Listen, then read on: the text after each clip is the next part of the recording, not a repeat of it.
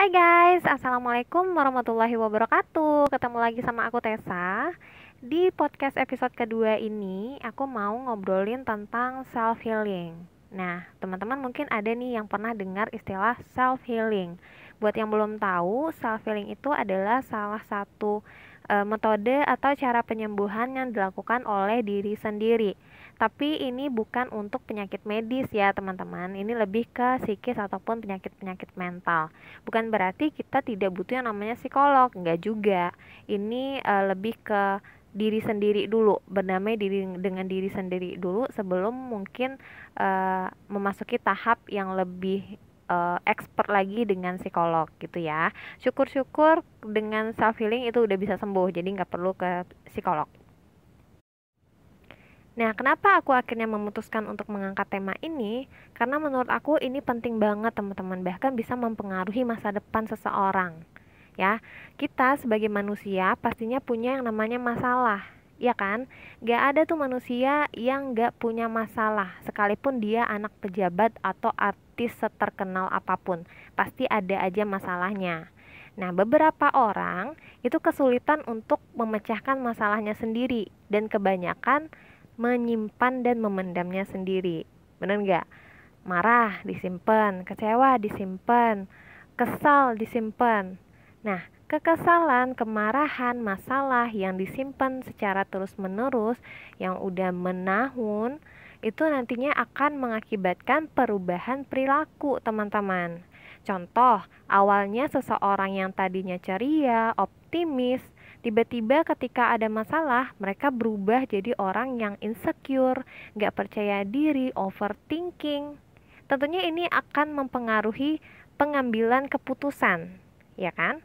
Nah, keputusan yang diambil dari tindakan atau pola pikir yang tidak stabil itu bisa mempengaruhi masa depan, teman-teman. Nah, disitulah aku merasa kayaknya penting nih buat di-sharing. Aku di sini mau sharing pengalaman pribadiku juga. Gimana caranya aku melakukan self healing. Ini bukan berarti aku expert ya, enggak teman-teman. Ini hal yang sudah aku lakukan sendiri. Sebelum melakukan self healing, ada baiknya teman-teman tuh kenali dulu tandanya seseorang butuh self healing. Yang pertama, gampang capek. Gampang capek dalam artian di sini bukan abis kerja terus capek ya teman-teman, tapi nggak ngapa-ngapain pun capek. Yang kedua, nggak bersemangat. Jadi apa-apa males, mager. Yang ketiga, merasa tidak berguna. Yang keempat, mau mati aja gitu, putus asa.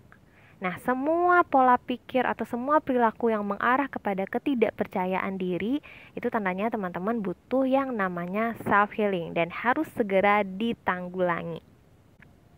Oke, sekarang kita masuk ke gimana sih caranya melakukan self healing. Ini berdasarkan pengalaman pribadi aku ya, teman-teman. Beberapa hal ini yang aku lakukan dalam rangka self healing. Mungkin tidak akan menyembuhkan 100% karena kita manusia biasa yang setiap hari mungkin ada aja masalahnya. Tapi minimal kita jadi tahu teman-teman polanya. Ketika kita butuh yang namanya self healing, kita harus apa? Jadi kita udah tahu. Nah, yang pertama banget itu stop playing victim. Please berhenti merasa jadi korban. Berhenti merasa jadi orang paling sial dan terzolimi di seluruh dunia, teman-teman. Ya, berdamailah dengan keadaan dulu. Stop penyangkalan. Biasanya ketika orang ada masalah, itu mereka pertanyaan yang ada nih di kepala mereka tuh, kenapa saya? Kenapa begini ya Tuhan? Kenapa saya? Kok saya lagi? Kok gini amat? Ya nggak? Teman-teman pasti ngalamin. Nah, berhenti mengucapkan kata-kata itu. Mulailah dengan teman-teman bilang, oke, Tuhan kasih ini, Tuhan maunya aku seperti apa. Aku akan coba jalanin ini, tapi tolong bantu. Itu menjadikan teman-teman akan lebih merasa oke, nerima keadaan yang sekarang dan fokus mencari solusi, bukan fokus kepada kenapanya. Nah, itu dulu yang dilakukan teman-teman, berdamai dengan diri sendiri dan stop yang namanya penyangkalan.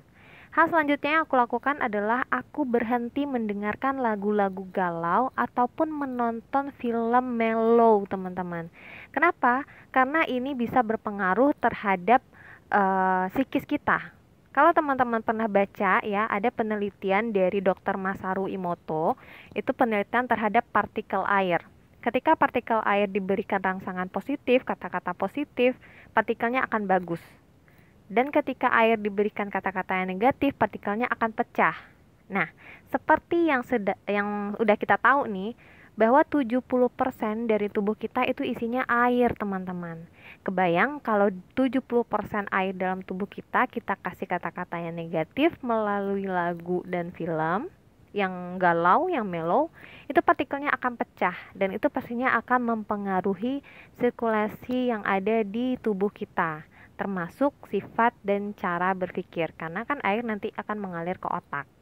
Nah, dari situ teman-teman bisa rasain deh, coba dulu sebulan deh, 30 hari, coba dulu stop dengerin lagu galau ataupun nonton film yang mellow, sekalipun itu booming, sekalipun itu mungkin artis kesayangan, idola kesayangan, please stop dulu.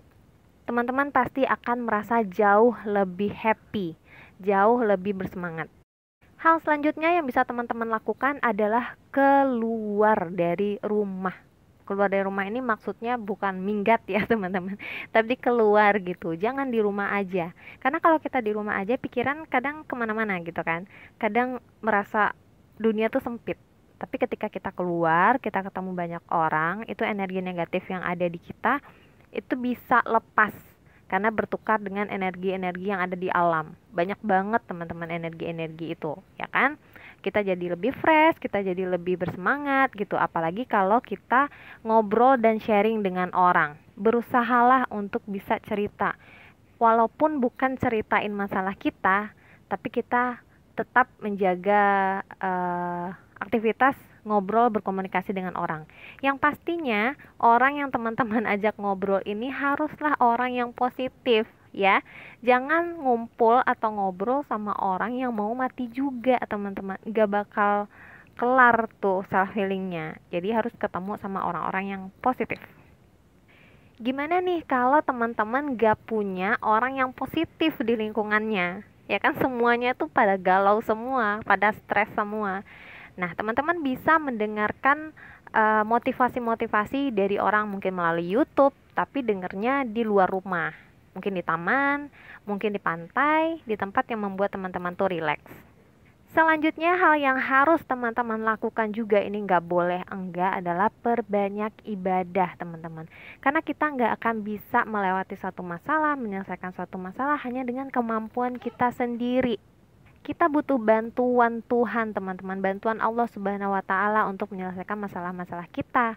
Nah, kalau di Islam itu ada disebutkan bahwa hanya dengan mengingatku engkau menjadi tenang. Nah, jadi banyak-banyaklah ibadah, banyak-banyaklah mengingat Tuhan. Langkah selanjutnya yang juga aku lakukan adalah dengan mencari kesibukan teman-teman.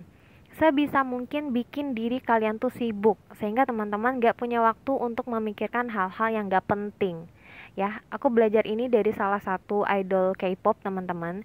Ketika dia mendapatkan tekanan dari haters dan merusak performannya di panggung, manajernya negor. Manajernya bilang gini, kalau kamu punya banyak pikiran, itu tandanya kamu masih punya banyak waktu. Kenapa waktu itu nggak kamu gunakan untuk melakukan sesuatu yang positif atau nggak fokus latihan aja? Kenapa mesti digunakan untuk memikirkan hal-hal yang kepenting? Nah, pas dengar itu aku ngerasa, oh iya ya, kenapa kita mesti sibuk memikirkan hal-hal ketakutan-ketakutan yang gak penting? Kenapa kita ngasih ruang untuk otak kita memikirkan hal-hal yang gak penting gitu loh teman-teman. Jadi alihkanlah waktu untuk memikirkan hal-hal yang gak penting tadi untuk melakukan hal-hal yang lebih produktif, yang lebih bermanfaat ya. Cari kesibukan apapun yang bisa teman-teman lakukan.